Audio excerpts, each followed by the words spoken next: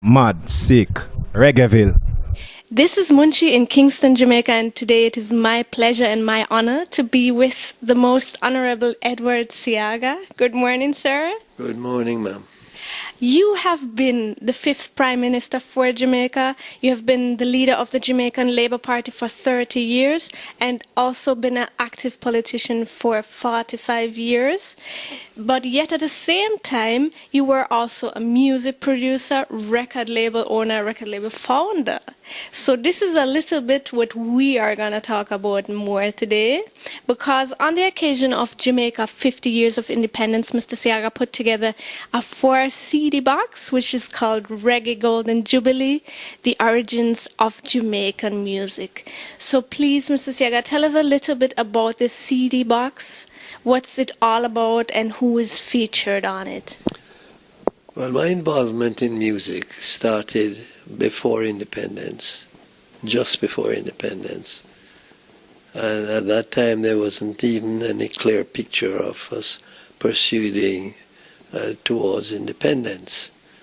But thereafter, a sudden turn was taken in the feelings of the country, and we wanted to go to independence on our own. But in order to do so, we had to have a referendum, because it's not something that you would just decide as a result of one party's views. And my party won the referendum, and we proceeded to be independent in 1962. Up to that time, I had produced a few records. It was a short period, but a productive one. Before that, I had been involved, but not as a manufacturer, more as an importer of music. Yeah.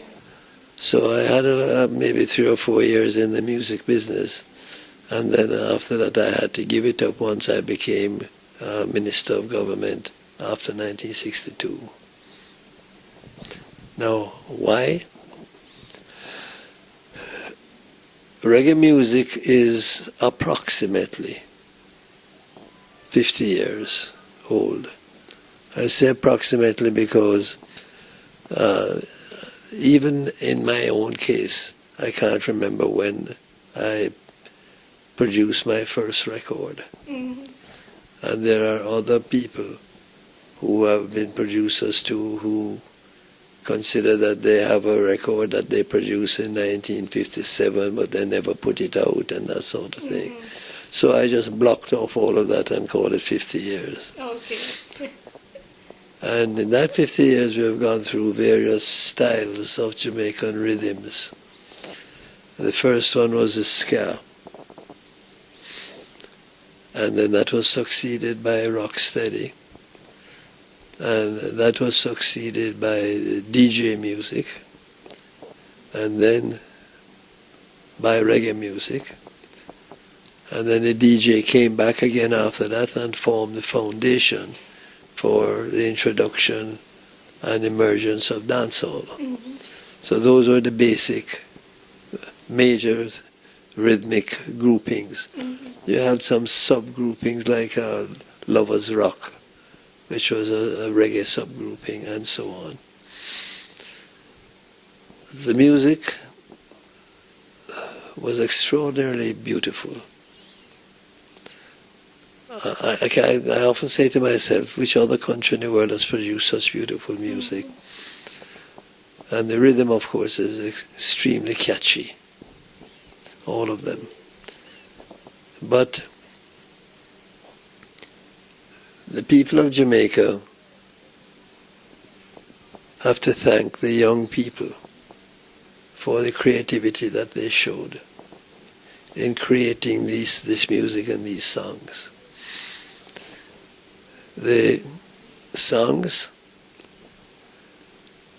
while it falls in all the rhythmic groups, have quite a number of them that are just very melodic and beautiful. So I thought that I should capture all of this. And I first did a version for 50 records, or 50 tunes. And I realized that wasn't going to be enough, because there are too many artists that are going to be left out. Yeah. So I did it by expanding. I did it for 100. And I think we've captured just about all the artists, maybe just a small number that have not been involved. But it's not about artists, it's about music, it's about the records.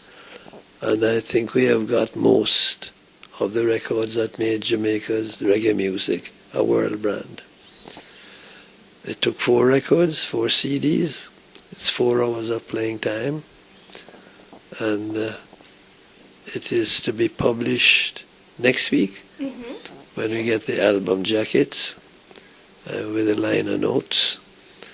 And then there's going to be a launch on the 19th, a public launch. On the 19th, we're going to have that at the Pegasus Hotel. I'm not quite sure what the format is going to be yet because, for one thing, you can't just play 4 hours of music. I mean, nobody's going to stick around for that. But then it means that I have to find a way to select a small number and work with those. And I don't have too much time to do that now, but I'll do it. All right. You will make it, don't worry. So you, as we established already, you have a long personal history in music, also being a record label owner, being a record label founder and a music producer. So please give us a little history and tell us a little bit about how it was back in those days, how music production was in comparison to nowadays, how your personal experiences were, and of course also about WIRL, the West India Records Limited. That's a juicy part of the whole exercise. In the 1940s, Jamaicans had no way of listening to music. When I say Jamaicans, I mean poor Jamaicans. And they didn't have any component sets at that time, no transistor radios or anything like that. So it was a great relief when the transistor arrived on the scene and they could have a little transistor that they could travel with. And that helped them to get, in the evenings, not in the day, music from the southeast area of the United States, mostly Miami and Georgia. Well, that gave them the opportunity to not only listen, but also to want to incorporate that music into dances. And so the category that came up that could do that were called sound system men. They would go abroad and purchase a big component set, heavy vibrations, heavy volume and so on. And they'd build big speaker boxes to go with that. And then they'd set them up in a yard that had some space and people would come and dance. They made their money by selling drinks, not by entry, because they didn't have secure fences and all that. And that proliferated. So you had many of the top sound system people,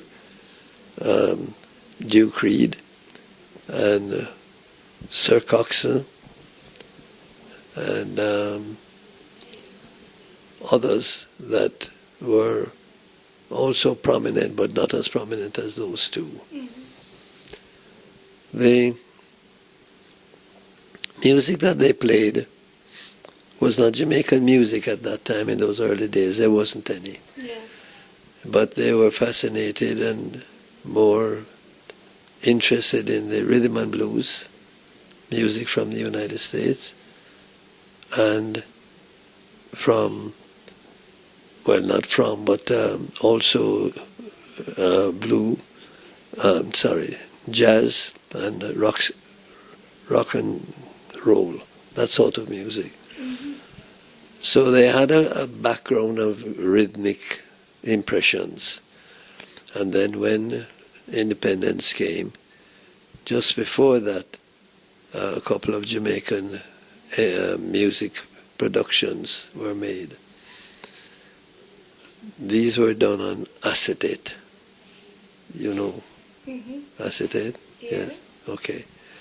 That meant that they didn't have much playing life. Yeah, exactly. But they usually use that just for temporary reasons. But it didn't matter to them, because what they used to do is take off the labels of the records that they would import in the rhythm and blues and things like that for playing, and give them a different name, so that this sound system man might have in his possession a record that the other one doesn't have, and therefore that's where you're going to go. Okay. So there's a lot of competition. They'd go abroad and find these little warehouses where you have all these records that nobody was playing anymore over there, but they were playing them out here heavily. So when I made my first record, I did it on vinyl. That's Manio. And it was quite successful. It was the result of a contest, popularity contest, that was held regularly. And they were the winners. The two young fellows who sang were the winners of that contest. And Manio was a very popular tune. I recorded it when it already was popular, not before. But there were others that were emerging at that time too. But the first hit that we had, well, maybe I should tell you before. The music was considered downtown music. Okay. And uptown people didn't favor it. Okay. But the music became popular everywhere by the middle of the 1960s. Because one, Millie Small did My Boy Lollipop, and that went to the top in the UK charts. And two, the radio stations here wouldn't play the downtown music. They kept playing the standards. And then one radio station decided to do a program called Teenage Dance Party, in which they played only the downtown music. Okay. And that downtown music was very attractive to the young people at the time, and so it spread. And then I took Byron Lee downtown to hear the music, and he heard it and heard the rhythmic beat, and you could see him working it out in his mind. Went back and started to use it with his band, because they used to play every Saturday night. So gradually it became national music by the middle of the 1960s. And since then it has been national music. Yes. So as we can see, you have a long personal relationship to this music. Looking at the CD box that you put out now, is there a favorite song of yours? Or is there a song you would say, okay, this really evokes some dearly beloved memories from back in the days? Is there maybe a special story that is related to one of the songs? Oh, many. I have many memories. But the song that I always consider to be the anthem of reggae is The Harder They Come by Jimmy Cliff. Yes. It's so rhythmic, the music is so attractive, so popular. I personally also like She's Royal by Taurus Riley. Okay. Yes, because that's a really beautiful composition. But there are many others, Down by the River, 1, 2 by Sister Nancy, and Roots by Etana, and one of the songs that Shabaranks did, along with Crystal, I'm in love with a man who's twice my age. I like the way the DJ music comes in with that. the breaks and so on. Yeah. There's so many of them. It takes 4 hours to play them all. Yes. But this set tries to capture everyone. There's nothing in there that's not melodic, not beautiful, not a top hit of some sort. So you mentioned already there are many different, let's say, genres. We went from ska to rocksteady to reggae, lovers rock as a subgenre. What is your favorite one? What can I find in your CD or record shelf the most of? Books. No, I'm just kidding. I don't have a favorite tune other than the 2 that I mentioned to you, because after those 2, there's so many others. I love Bob Marley's music. I love the Redemption song. I think it was his last piece that he composed, and I think that was a beautiful piece. You know, he only did it with a guitar. Yeah. Yes. It would be hard for me to pick out others, but as you see them on the back of the envelope, on the album cover, the jacket, you recognize them. Yeah, all right. The 4 CD box also comes with, you could even call it a book, right? It's called a booklet, but it's 64 pages actually, a lot of pictures, history. Were you also involved in putting that together? Yes. I didn't do all the liner notes myself, but I did quite a number of them. So is it personally written by you? Well, the story of the emergence of the music and the days before the music and taking it up right through the period of the different changes in rhythms, that was written by me, yes. All right, so it's not even something for the ears, it's also something for the mind to read, so get it on the 19th, right? Yes. And as we said, the occasion of this whole project is 50 years of Jamaican independence. So what I would really like to know now, how did you spend August 6, 1962?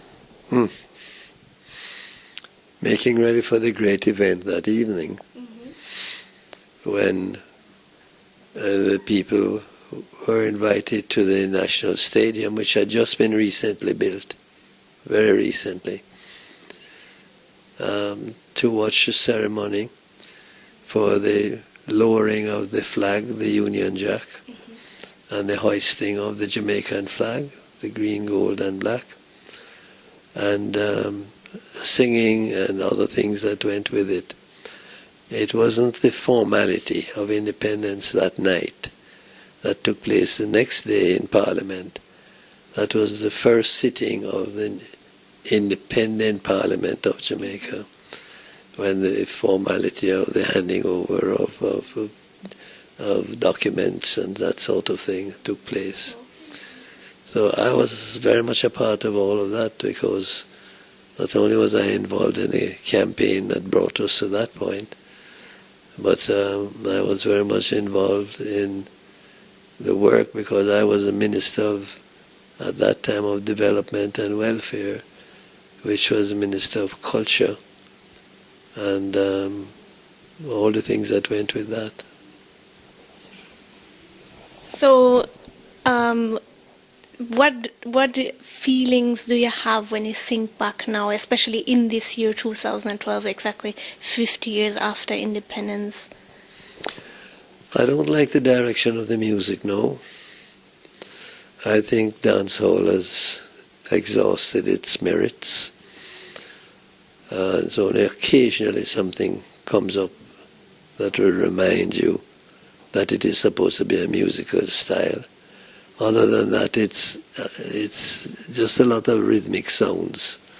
For the most part, the lyrics are not intelligible, and the melody doesn't exist. And to me, that's not music.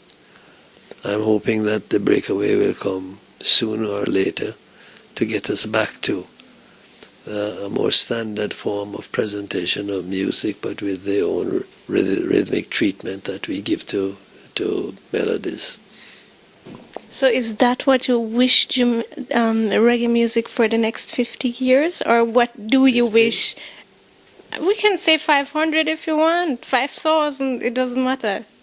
What do you wish reggae music now on this occasion? For the future, I hate however to long. think of a time when we won't have it. And one of the reasons for doing this box, this compilation, is so that people can have it as a treasure that they can play it all the time. Because I don't know what would replace it. And I'm a bit afraid that we may not have the artistic merit and the artistic creativity to get us as high a standard as we did before when the music emerged. Yeah. So I'm not looking forward to that time, but it's certainly not going to be 50 years. And I'm not saying it's more, I'm saying it's less. Oh. Yes. Okay. All right. Let's hope for the best. Let's hope for it, for the quality to come back, the melody, the rhythm, and for more years to come, even more years. Absolutely. Thank you very much, Mr. Seaga, for this interview, for taking the time to talk to Reggaeville, and I wish you all the best. Not for your, we spoke about political career, not for musical, but for you personally, in your personal life. Thank you. Thank you very much. And I wish the best for you too. Thank you very much. Mad, sick, Reggaeville.